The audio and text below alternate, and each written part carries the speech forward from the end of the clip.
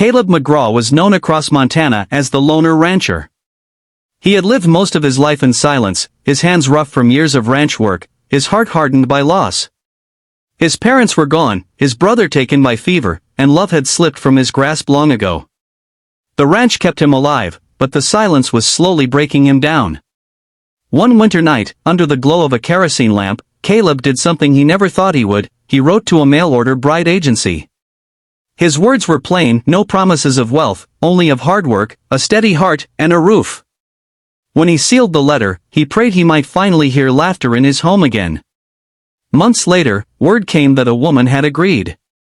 Caleb prepared the ranch for her arrival, fixed the barn, scrubbed the house, even imagined what it might be like to sit across from someone at supper. On the appointed day, he rode into town, his boots polished, his hat clean, nervous but hopeful. The wagon rolled in, and Caleb's breath caught. Down stepped not just one woman, but 6 figures: Sarah Whitfield, a widow, and her 5 children. The youngest clung to her skirts, the oldest boy stood tall like a soldier, guarding his family. Whispers spread through the crowd as Sarah's trembling voice reached him. "I know this isn't what you asked for. My husband died in the war, and these are my children. We had nowhere else to go." The eldest boy lifted his chin and said firmly, "If you don't want us, just say so now. Ma's been through enough lies." Caleb looked at them, the worry in Sarah's eyes, the hope in the children's, and something inside him shifted. He tipped his hat and said, "The wagon's a long way from the ranch. Let's get you all home." Life changed overnight. Caleb's quiet routines collided with the chaos of children. The little ones turned the house upside down, meals disappeared twice as fast, and questions poured from their mouths faster than he could answer. At first, it felt like too much. But slowly, almost against his will, Caleb found himself softening. The eldest boy, Thomas, insisted on helping with cattle and rode with courage beyond his years. Emily, full of curiosity, followed Caleb around with endless questions. The younger ones filled the air with laughter that hadn't been heard on the ranch in years.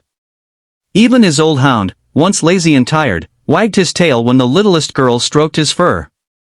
Nights ended with Sarah singing her children to sleep, her voice weaving through the rooms like a blessing. Still, Caleb struggled with doubt. One evening, Sarah sat across from him and spoke quietly. "I know this isn't what you asked for.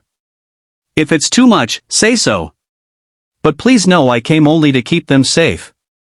Caleb studied her face, tired yet strong, marked by loss yet full of love.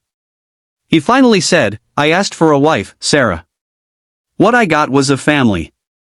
Maybe that's what I needed all along." Her eyes filled with tears, and for the first time since arriving, her shoulders eased. From then on, the ranch began to thrive. Together, they mended fences, shared meals, and turned hard work into something lighter. When a sudden storm threatened the herd, Caleb and Thomas fought side by side, driving cattle to safety through wind and rain. Afterward, Caleb clapped the boy's shoulder and said proudly, "You ride like a McGraw." The boy's smile said more than words ever could. The man once called the loner was no longer seen that way. In town, folks noticed how his wagon was now filled with laughter, how Sarah walked beside him with quiet strength, how the children's joy spilled into every corner of his life. One crisp evening, as the children chased fireflies and the sky burned orange with sunset, Caleb turned to Sarah and said, "When I asked for a bride, I thought I just wanted someone to end the silence. But what I found was a family that gave me back my life. I don't ever want to go back to being the loner." She took his hand and whispered, "Then don't." And from that night on, the ranch was never empty again. It became a place of laughter, of love, of second chances. Caleb McGraw had waited for a mail-order bride, but instead he was given something far greater, a family.